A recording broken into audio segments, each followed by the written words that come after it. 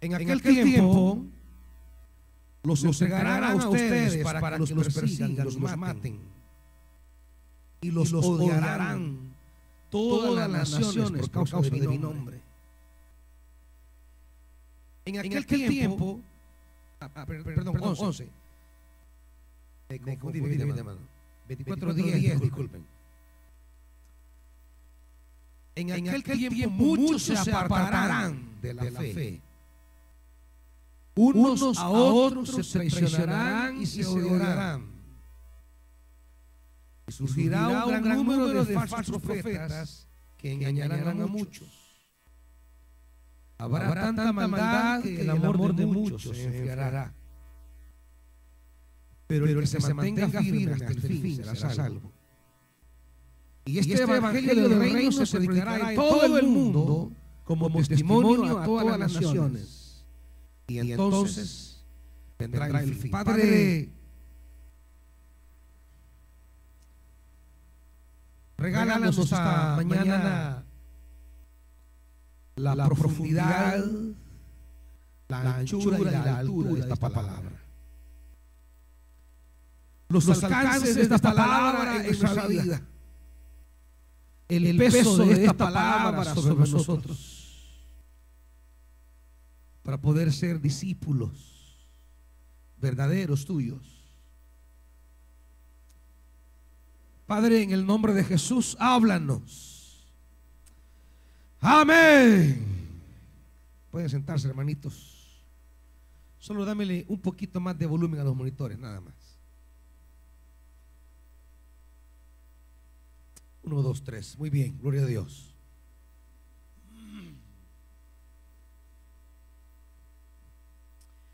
Quiero concentrarme para iniciar en esta escritura en el versículo 12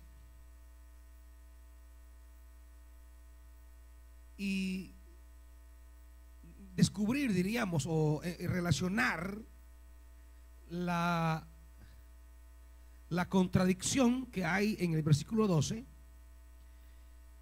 ante, diríamos, dos realidades humanas. Por un lado, la maldad. Por otro lado, el amor. Y la relación que hay es, la maldad tendrá un avivamiento. Porque dice, habrá tanta maldad. Hablamos de la efervescencia de la maldad en el mundo. Y de manera paralela, mientras la maldad va subiendo, emergiendo y va adquiriendo niveles, diríamos, desconocidos, por otro lado, la realidad del amor, que es en la Biblia lo que cambia a las personas, lo que cambia el mundo, el amor se irá enfriando, dice la Biblia. Se irá apagando en la vida de muchos. El amor de muchos se enfriará. Y basta con ver una página en internet donde se hable de lo que las pandillas hacen, y usted puede ver ahí 500 comentarios. Y de esos 500 comentarios, 490 comentarios dirán: es que a estos hay que asesinarlos, hay que matarlos, hay que hacerlos pagar, malditos, perros, desgraciados. O sea, son 490 comentarios sacando el rencor y el odio que hay hacia estos jóvenes que andan haciendo mucho mal. Eso es cierto. Nadie está negando las cosas terribles que las pandillas han hecho en este país, siguen haciendo, y que así como veo las cosas ante la falta de claridad de una política que logre desmantelar la violencia, seguirán haciéndolo. Pero no solo son ellos los violentos, no solo son ellos quienes tienen estos deseos de venganza, es la sociedad. La sociedad entera quiere matar, quiere venganza, ni siquiera justicia, venganza.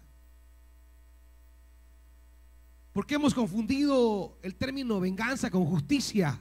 No es lo mismo.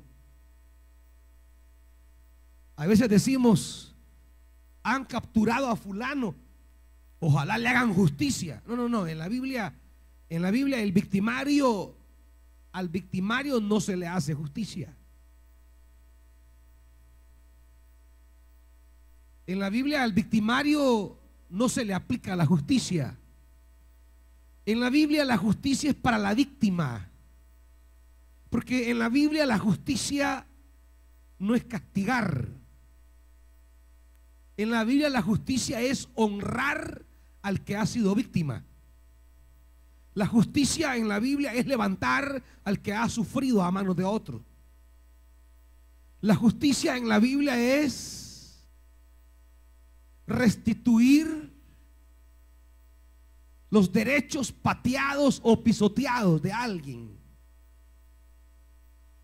Y usted se fija en todos estos comentarios, nadie quiere hacer justicia. Nadie dice hagamos algo por la víctima, nadie. Todos sacan su odio hacia los victimarios, pero nadie piensa en la víctima.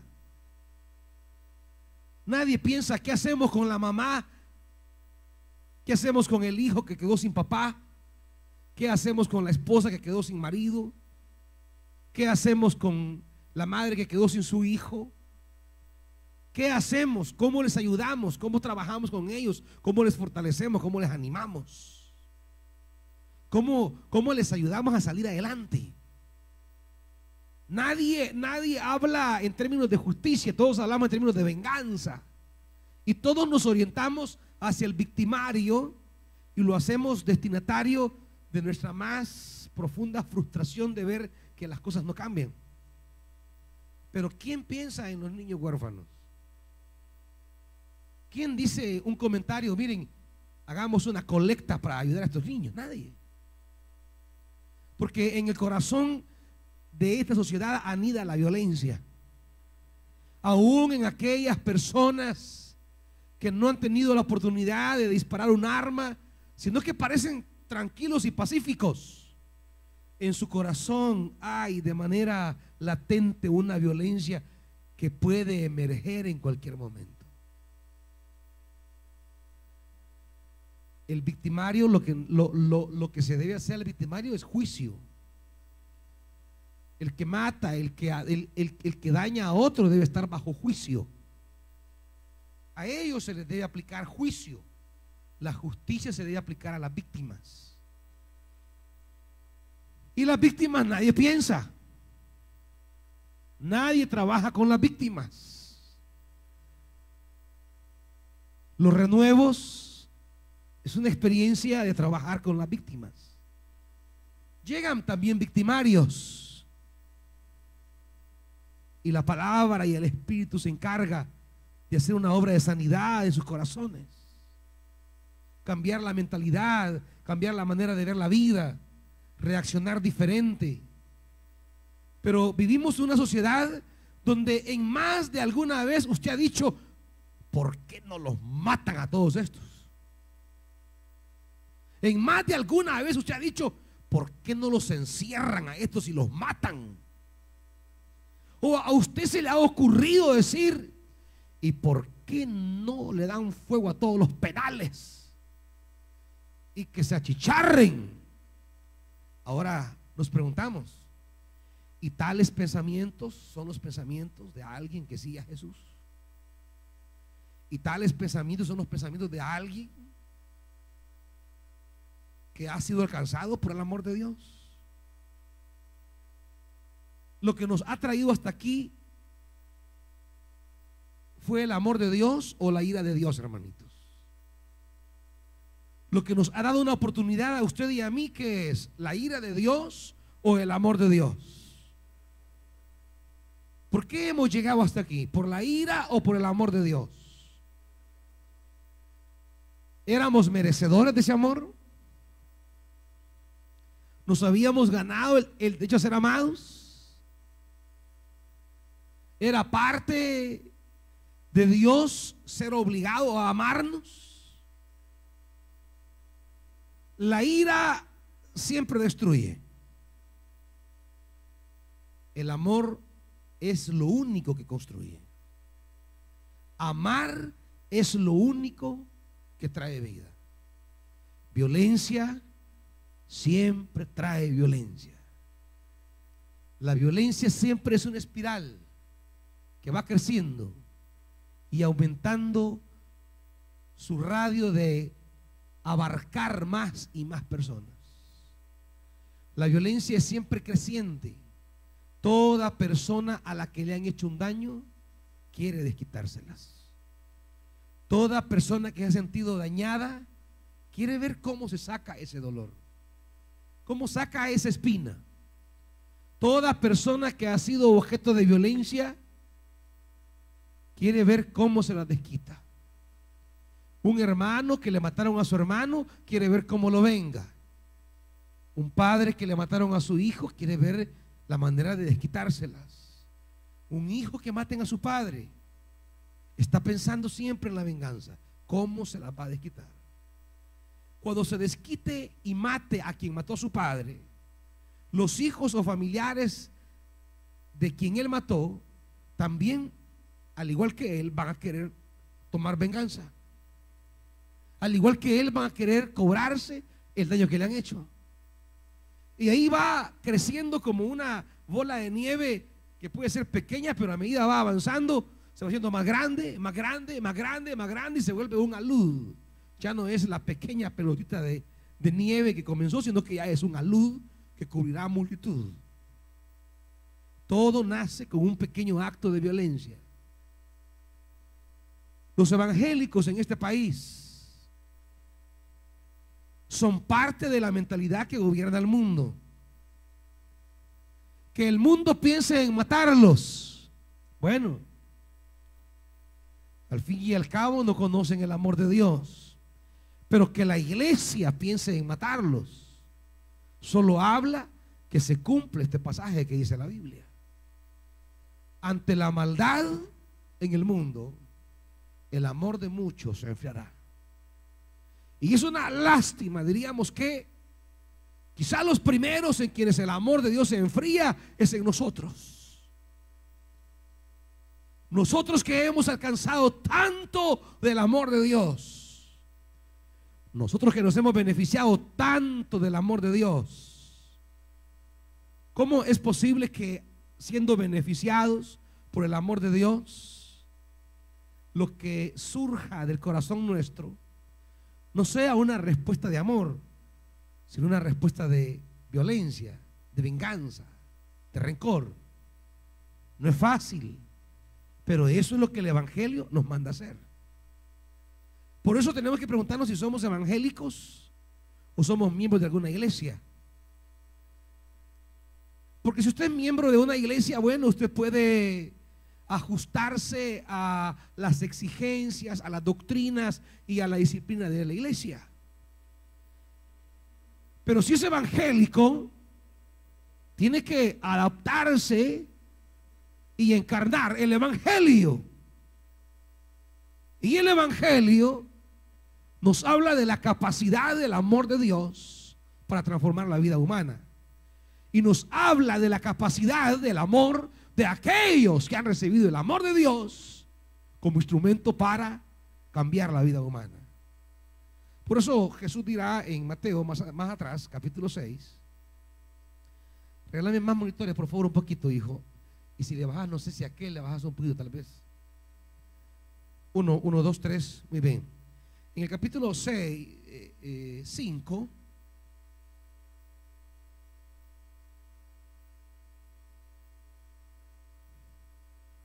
De Mateo, dice Jesús, versículo 43, 5:43 de Mateo. ¿Están ahí? Ustedes han oído que se dijo: ama a tu prójimo y odia a tu enemigo. ¿Están ahí? Pero Y aquí entra el Evangelio. Aquí entra Jesús. Pero yo os digo, amen a sus enemigos y oren por quienes los persiguen. ¿Están oyendo, hermanitos? De esta manera, dice el versículo 45, serán hijos de su Padre que está en el cielo. Pongan atención en la esencia fundamental de alguien cuyo Padre está en el cielo. Estamos hablando de nuestro parecido a Dios. ¿Y en qué consiste básicamente nuestro parecido a Dios? ¿En qué? ¿En qué consiste nuestro parecido a Dios? En amar a quienes, a los enemigos, y orar por quienes los persiguen, para que seáis así hijos, verdaderamente hijos de Dios. O sea, la esencia de nuestra relación con Dios no tiene que ver con dogmas ni doctrinas de la iglesia. Usted puede decir, no, yo soy un creyente de verdad, yo ya pasé por toda la doctrina, ya recibí el catecismo, ya recibí doctrina para bautismo, ya he conocido todo lo de la iglesia y cumplo las normas de la iglesia. Pero la pregunta es, a esos enemigos que le han hecho daño, a esos que le andan acosando, que lo andan persiguiendo, que andan encima de usted, ¿usted ha orado por ellos? ¿Hay amor de usted hacia ellos? La pregunta no es si somos buenos bautistas, si somos buenos católicos, si somos buenos asambleístas, si somos buenos pentecostales. Ese no es el tema. El tema es si somos o no somos hijos de Dios. El tema es si hay en nosotros la esencia divina.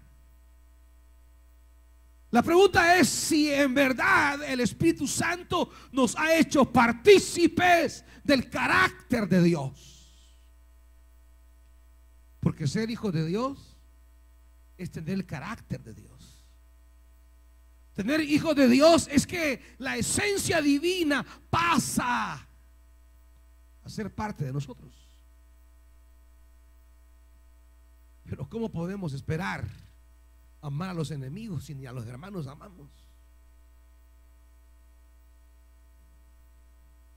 ¿Cuántos estamos aquí sentados y tienen cosas contra los hermanos? Ay, es que si yo pudiera a ese hacerlo desaparecer, yo lo desaparecería.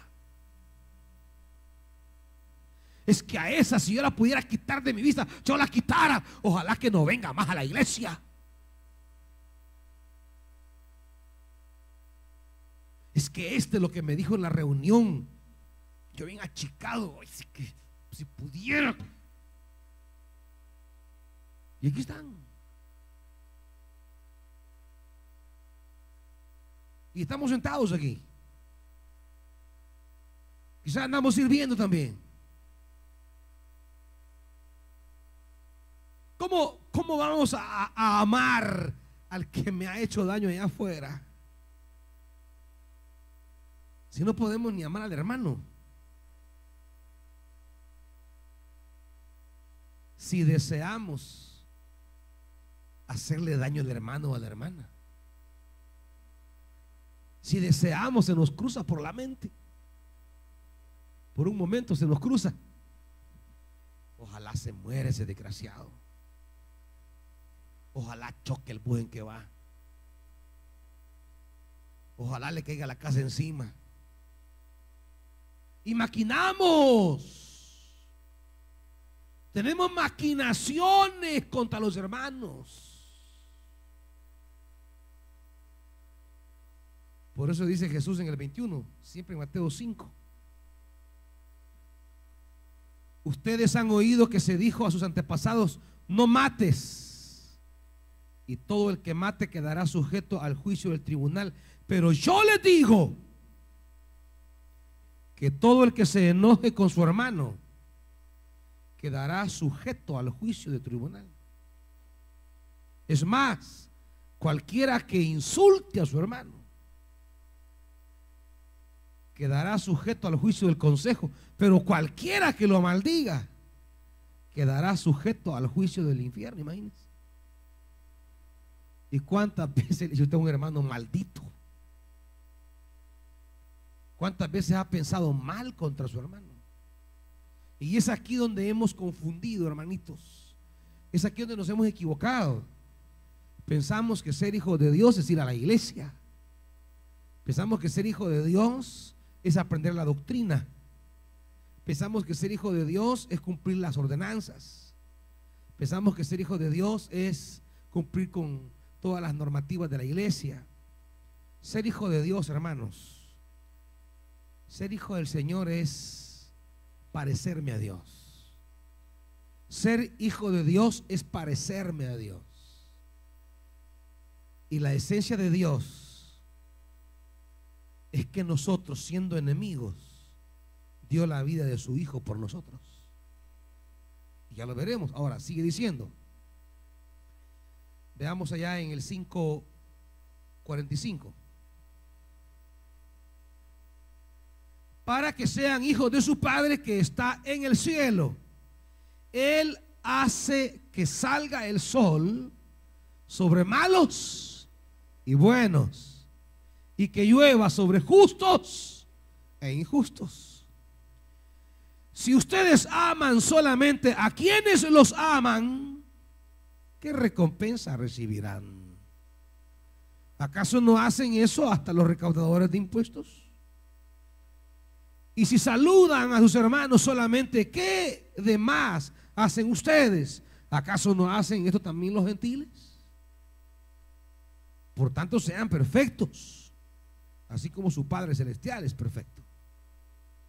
¿De qué está hablando? De apropiarnos del carácter esencial de Dios. Y el carácter esencial de Dios es tener misericordia.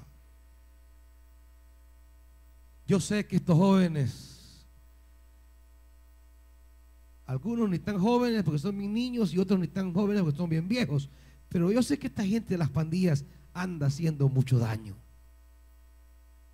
Pero no solo ellos, hay mucha gente que le hace daño, que no son pandilleros ni banderos, son vecinos, son familia, son compañeros de trabajo, son hermanos de la iglesia. Pero ¿cómo se da en nosotros la tendencia a olvidar que la esencia de mi vida cristiana es reproducir el carácter de Dios? ¿Con qué facilidad olvidamos que la esencia de Dios en nosotros, la esencia de Dios en nosotros es la capacidad para perdonar? Es la capacidad de tener misericordia. Vamos a Romanos y Corintios. Quiero leer dos pasajes de la Biblia. Romanos primero.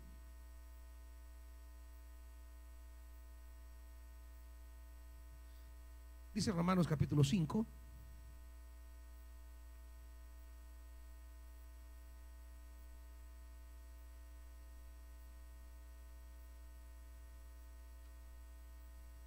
Romanos 5, 6. Capítulo 5, versículo 6. ¿Lo tienen, hermanos? A la verdad, como éramos incapaces de salvarnos, en el tiempo señalado Cristo murió por ¿quiénes? Cristo murió por ¿quiénes? Cristo murió por ¿quiénes? Por los impíos, los malvados. Cristo murió por los malvados. Difícilmente habrá quien muera por un justo, aunque tal vez haya quien se atreva a morir por una persona buena. Pero Dios demuestra su qué, hermanos. Dios demuestra su amor por nosotros en esto, en que cuando todavía éramos pecadores, Cristo murió por. Esta es la esencia del carácter de Dios. Esta es la esencia del carácter de Dios. Nosotros éramos malvados y lo seguimos siendo en alguna área de la vida. Pero tal maldad no fue excusa de Dios. Tal maldad no fue argumento de Dios para destruirme o destruirlo a usted. Nuestra maldad hubiera sido la justificación exacta de Dios para derramar su ira sobre mí y sobre usted. Nuestra rebeldía y nuestra maldad era la justificación precisa para que Dios nos castigara y nos derramara su ira. Y si Él lo hubiera hecho, sería justo. Si Él lo hubiera hecho, seguiría siendo Dios. No hubiera sido menos Dios. No hubiera sido tampoco un Dios malo. Tampoco hubiera sido un Dios injusto. Porque nuestras obras merecían la ira de Dios. Por tanto, era justo Dios. Si su ira era sobre nosotros, era justo. Pero Dios no solo quiso ser justo, Dios quiso ser misericordioso. En su justo juicio, Él nos hubiera castigado y destruido, y era justo. Lo merecíamos. Pero Él quiso darle una oportunidad al malvado. Quiso darle una oportunidad al impío. Quiso darnos una oportunidad como malvados. Pero su ira no tenía oportunidades. Porque su ira lo que dice es: este es rebelde y malvado, este merece castigo. Para que la ira de Dios no viniera sobre nosotros, Dios tuvo que echar mano de su amor. Su amor va más allá. Pero la ira de Dios no puede quedar por ahí apagada. Dios no puede hacerse del ojo pacho ante la maldad del mundo. Alguien tiene que pagar. Alguien tiene que sufrir las consecuencias. Alguien tiene que asumir la ira de Dios. Y saben quién las asumió, ¿verdad? ¿Saben quién asumió el pago de nuestra maldad? Dios mismo envió a su Hijo. Y en la cruz pagó lo que nosotros habíamos hecho, para que ahora en su nombre tengamos una oportunidad. Nosotros los malvados hoy podemos tener una oportunidad. Por eso dice 2 Corintios, acompáñenme, 2 Corintios capítulo 5.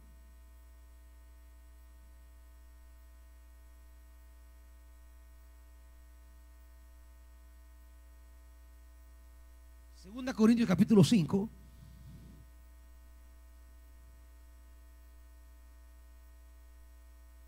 Dice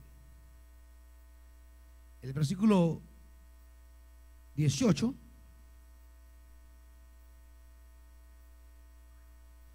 todo esto proviene de Dios, quien por medio de Cristo nos reconcilió consigo mismo y nos dio el ministerio de ¿qué, hermanos?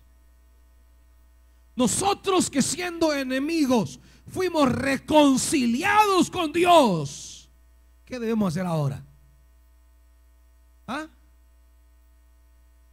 Siendo enemigos fuimos reconciliados con Dios. ¿Qué nos es entregado ahora a nosotros? Lea la Biblia. Lo acabo de leer. ¿Qué nos dio? ¿Qué nos entregó? Se están muriendo. Hablen duro, hermanos. Como que son gatos muriéndose. Así como le grita al marido cuando llega a las 1 de la mañana. ¿Qué hora te dicen esta voz? Hable duro. Hemos sido reconciliados con Dios. ¿Y qué nos ha sido entregado? El ministerio de la reconciliación. ¿Qué significa eso? Que si verdaderamente hemos sido reconciliados con Dios, a nosotros se nos ha entregado ahora la tarea de ver cómo reconciliamos a los demás con Dios. Es decir, la tarea de la iglesia no es ojalá se muera este maje, ojalá se muera este maldito,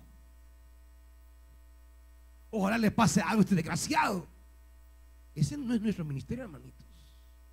Que lo diga el mundo, porque no ha conocido ni vivido el amor de Dios, pero no nosotros. Los hijos de Dios no podemos desear la muerte de los enemigos de Dios. Al contrario, tenemos que trabajar en su reconciliación. La tarea de la iglesia es trabajar por la reconciliación.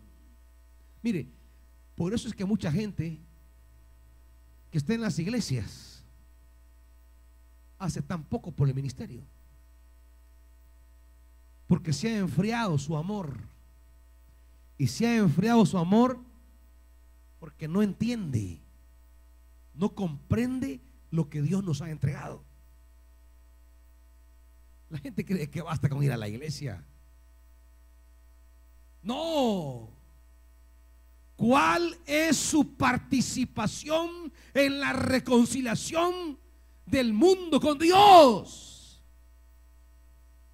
¿Cuál es su participación en todo el trabajo que hay de predicar el evangelio por ver cómo reconciliamos a la gente con Dios? ¿Cuál es su parte?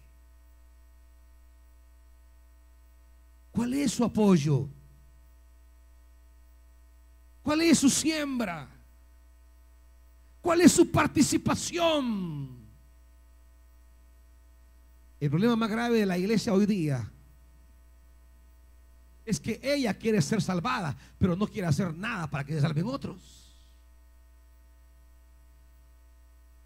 El problema de la iglesia hoy día es que ella es beneficiaria de la gracia, pero no hace nada para que otro sea beneficiario de la gracia.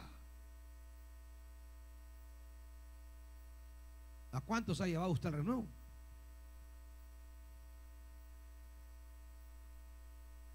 ¿A cuántos ha ido a tocar la puerta hasta que vaya? ¿Y esto qué no paga usted, hermanito? Imagínese si le dijera, usted va a pagar el que le invita. Ay, Dios, ya no va a invitar a nadie. Y aún así no vamos. No estamos urgidos. No estamos motivados. ¿Por qué? Porque es tanta la maldad que se ha enfriado el amor en nosotros. Es tanto lo que los malos andan haciendo que le han matado a usted el amor. Imagínense cómo hemos sido víctimas. Víctimas no de una muerte física, muerte de una vida espiritual. Tanta maldad en el mundo ha apagado nuestro amor por los que necesitan de Dios. Esos que dañan y los que son dañados, esos que sufren y los que causan el sufrimiento, todos necesitan del amor de Dios. Pero a la iglesia le cuesta dimensionar, comprender, entender, le cuesta. Le costó a la iglesia primitiva entender a Pablo, que andaba de repente caminando por ahí entre ellos. Cuando Pablo entró en la iglesia, toda la gente se agarraba y este ya viene por nosotros.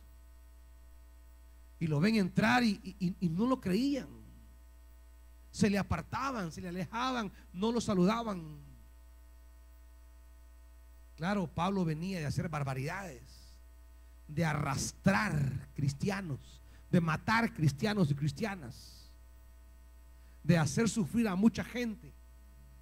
Los metía en las cárceles, los golpeaba, apedreaban, azotaban a muchos hermanos. ¿Quién de ellos quería que Pablo se sentara con ellos? Cuando miraban a Pablo deseaban quizás que se muriera. Pero un día Dios apareció en el camino de Saulo de Tarso y Dios le cambió la vida. Y ese que era perseguidor hoy predicaba el evangelio. Y ese que mataba hoy anunciaba el nombre que quería destruir. Lo que no sabemos, amados hermanos, es si esa gente que hace mal será un día un siervo de Dios. Lo que no sabemos es si esa gente que le ha hecho daño será un día parte de la obra de Dios. Porque los caminos de Dios son indescriptibles. Por eso usted no puede obrar en la carne humana, porque en la carne humana solo vamos a pensar tonteras. ¿Cómo me la voy a desquitar? ¿Cómo me la va a pagar? Pero en el amor de Dios pensamos en el plan de Dios. ¿Cuántos hermanos hay que quisieran que por qué no formamos algo y matemos a toda esta raza? Y somos hermanitos. Nosotros que hemos sido reconciliados, se nos ha entregado el ministerio de la reconciliación. Y esto no significa que nos guste, hermanitos. Es que no tiene que ver con que si me agrada, si me gusta, si me encanta irle a hablar a esta gente malvada. No, es que ese no es el tema aquí. Pueda que no nos guste, pueda que no me agrade, pero ese es el llamado del evangelio. Y el evangelio viene para decirnos lo que le agrada a Dios. Quizá no es agradable perdonar al que le hizo daño, no es agradable, porque usted está renunciando a algo de aquí adentro.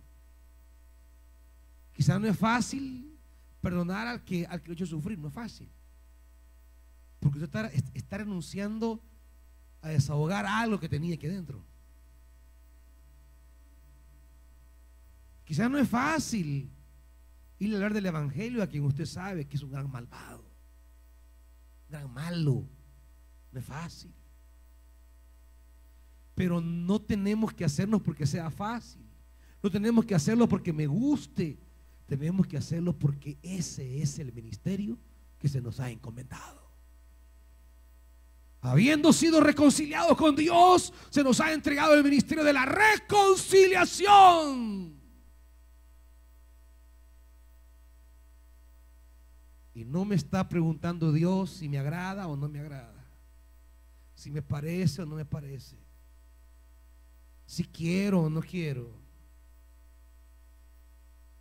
Hay veces hay lugares a los que no quisiéramos meternos, hermanitos. Estamos predicando el evangelio en lugares donde ustedes no quisieran entrar. Quizá en nuestra humanidad no quisiéramos ir a zonas bien peligrosas, pero no es cosa que si quiero ir, es cosa que debo ir. Por eso dice Pablo, me es impuesta necesidad. No es que si me gusta, no es que si quiero, es que es lo que Dios nos ha entregado. Cuando Dios le ha proyectado a usted, cuando Dios ha sembrado en usted proyectos, cuando Dios ha abierto puertas, Cuando Dios le abre la mente para iniciar caminos nuevos, ¿usted cree que Dios está abriendo esas puertas de bendición para que simplemente sea feliz y esté bien? Todo lo que Dios le da es para que usted sea instrumento del ministerio de reconciliación. Todo lo que usted ha recibido es para que usted sea instrumento del ministerio de reconciliación.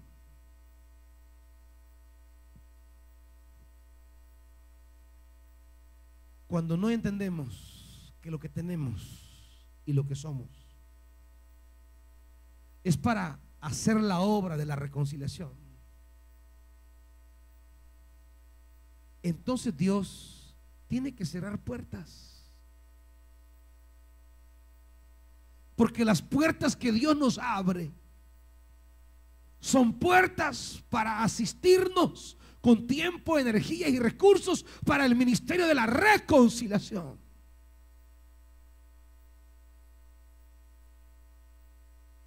Hace unos años,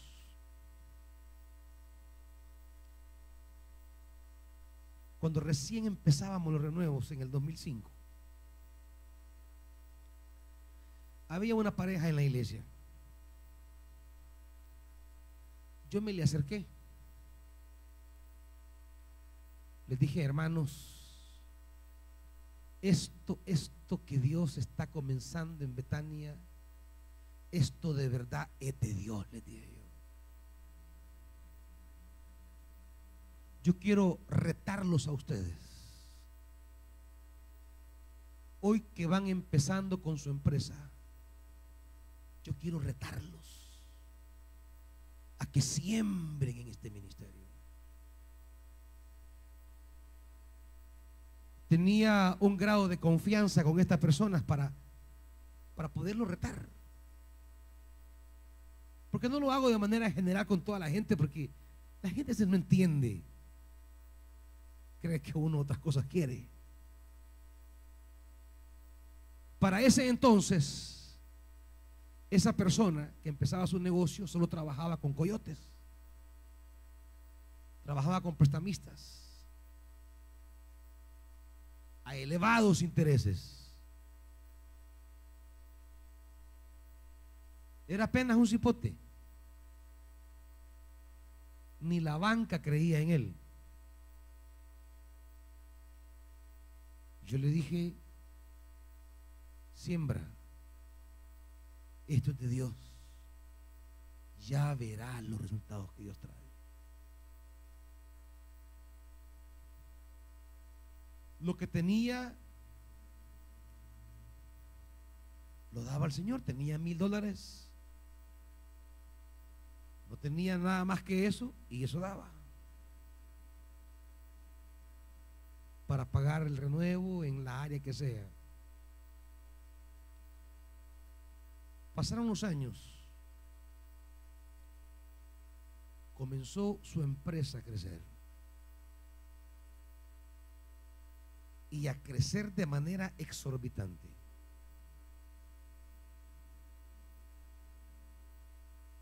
Un día alguien le dijo: mire, haga un préstamo al banco. Es que no me dan, le dijo. Yo no tengo ni propiedades ni tengo récord. Yo seré su fiador, le dijo. Haga un préstamo. Hicieron el préstamo, esa persona puso su firma y lo respaldó.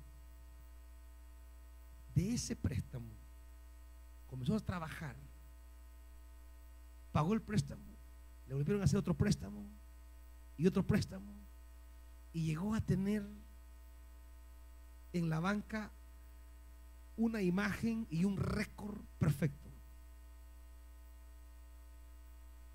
La empresa creciendo.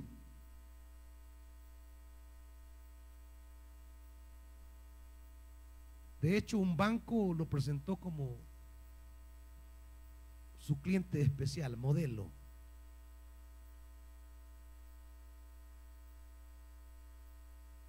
Pero un día Dios habló con él.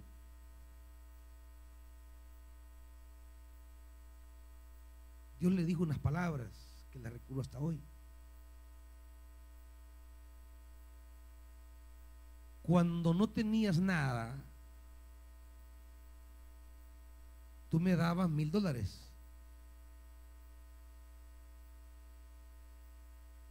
Cuando tuviste un poco, me dabas $1,000. Cuando tuviste mucho, me dabas $1,000. Y cuando tenía bastante, me daban $1,000. Y Dios le dijo: ¿y yo qué gano con que seas un gran empresario?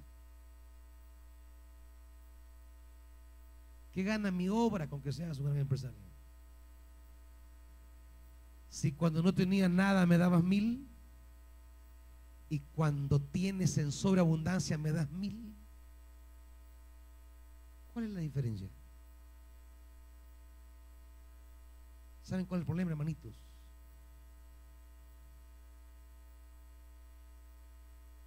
Que no entendemos porque se nos enfría el amor por la obra de Dios. Y a veces cuando no tenemos nada le damos al Señor algo y el Señor nos llena completamente de bendiciones y eso mismo le seguimos dando.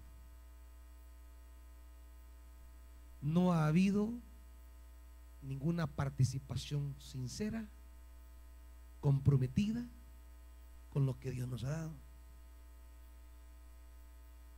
Claro, dar $1,000 podría ser mucho en relación a otras personas que dan muy poquito, pero en relación a lo que recibe no es nada. En relación a la prosperidad que Dios le había dado no era nada. ¿Sabe qué hace Dios? Llevarlo al mismo lugar donde estaba al principio, para que entienda que la única razón por la que nos hace prosperar es para que nos metamos de lleno en el ministerio de la reconciliación. Porque a Dios lo que le interesa es una cosa: el ministerio de la reconciliación es lo que a Él le interesa. Es que para eso envió a su Hijo al mundo. No envió a su Hijo para tener grandes profesionales ni grandes empresarios. Pero Dios quiere levantar profesionales y empresarios. Dios quiere levantar empresarios, profesionales entre su pueblo, pero no porque sean grandes profesionales, ni porque sean grandes empresarios, sino para que desde su profesión, desde su empresa, desde su negocio, participen en el interés de Dios, que es el ministerio de la reconciliación. Es lo que a Dios le importa. Y toda persona, yo le digo, hable con Dios y ya verá, toda persona que se mete al ministerio de la reconciliación y le dice: Dios, tú me has levantado, aquí estoy. Pero cuando comienza Dios a levantarnos y a darnos y a darnos y a darnos, buscamos satisfacer todos nuestros deseos, nuestros gustos y placeres, y se apaga el llamado divino. El amor se enfría y se olvida el compromiso y el propósito para el cual Dios nos da estas cosas.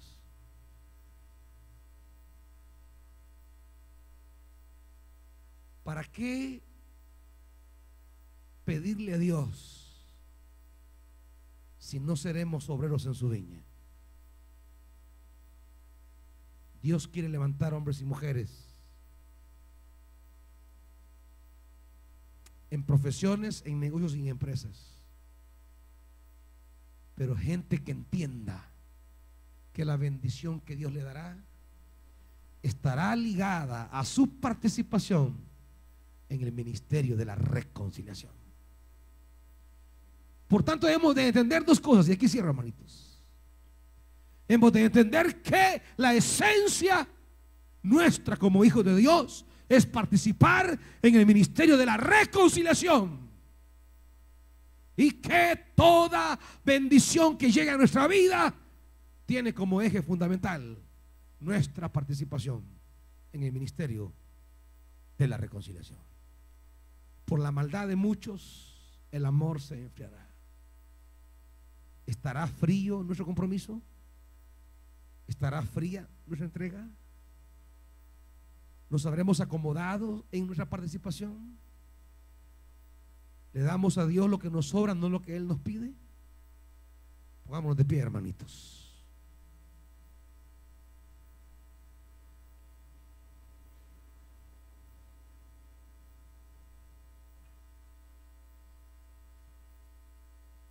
Padre, es tanta la maldad que hay en el mundo.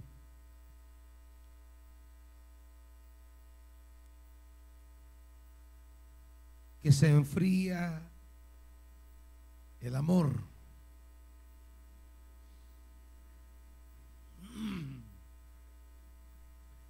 Es tanta la maldad que hay en el mundo que se apaga la llama. Nos acomodamos, nos encerramos, buscamos seguridades,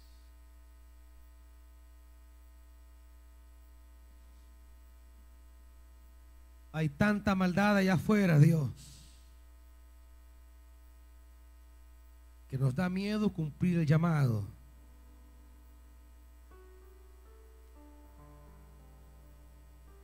Que no entendemos que nos has entregado el ministerio de la reconciliación,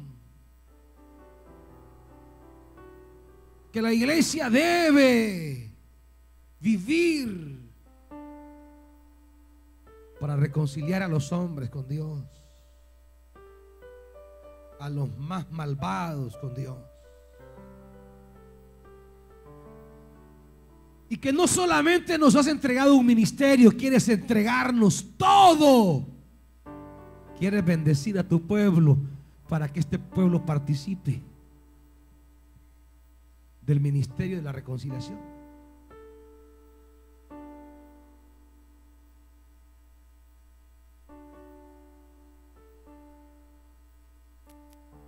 Pero el pueblo a veces tiene otras prioridades.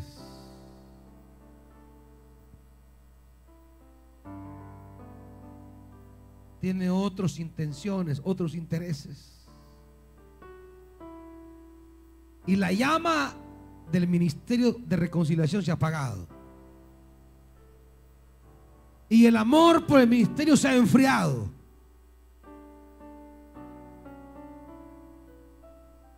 Padre,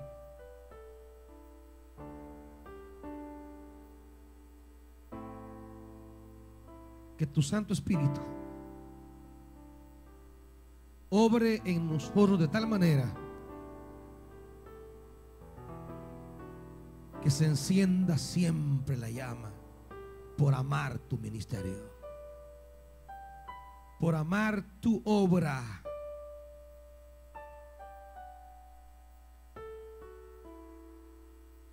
Que estemos siempre atentos y pendientes. ¿Cómo puede realizarse tu obra entre los hombres? Y que estemos dispuestos a participar comprometidamente con tu obra.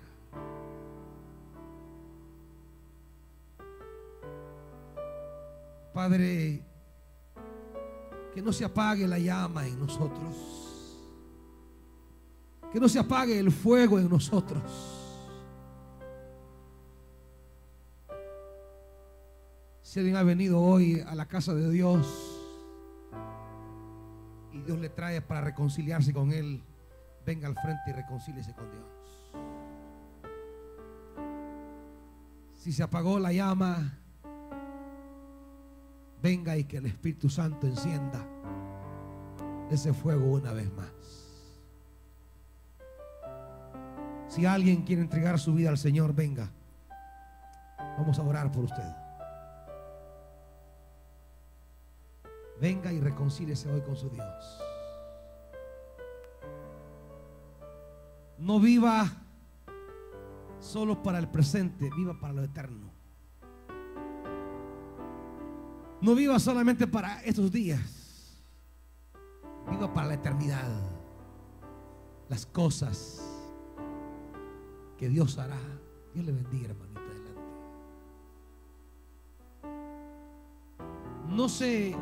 No se ahogue y empantane solo con el mundo presente. Hay asuntos eternos, hermanitos. Te doy mi corazón. ¿Habrá una hermana que venga a orar por mi hermana? ¿O no hay?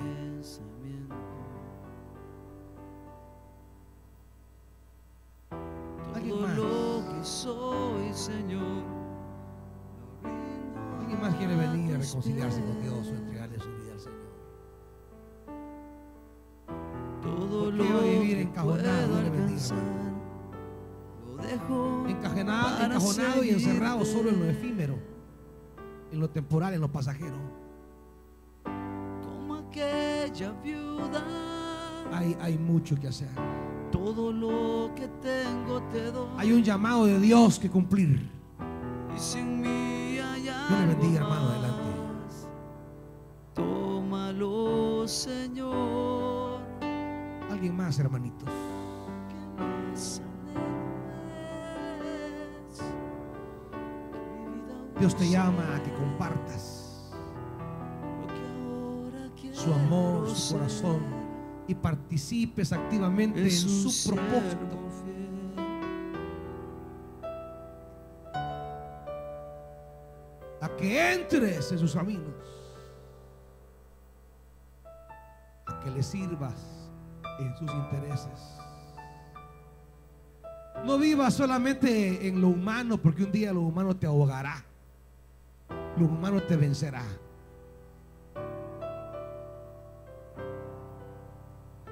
Entra en el ministerio de la reconciliación. Espíritu Santo, sobre mis hermanos y hermanas que han venido al frente, te pido en el nombre de Jesús que enciendas la llama. Enciende la llama. Todo lo que soy, Señor, lo rindo a ti. Perdona a Dios cuando solamente pensamos en nosotros y nos olvidamos del ministerio de la reconciliación, Lo dejo para que es lo que nos has entregado como iglesia, como pueblo de Dios. como aquella viuda. Padre, Todo lo que tengo que te tu Espíritu doy. encienda en nosotros la llama siempre. Hacer tu voluntad.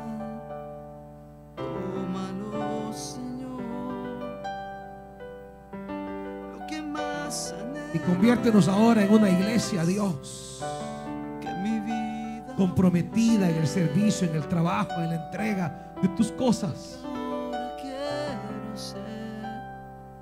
Te lo pedimos, Padre, en el nombre glorioso de tu amado Hijo Jesús. Aleluya. Aquella viuda. Amén. Todo lo que tengo te doy. Y sin mí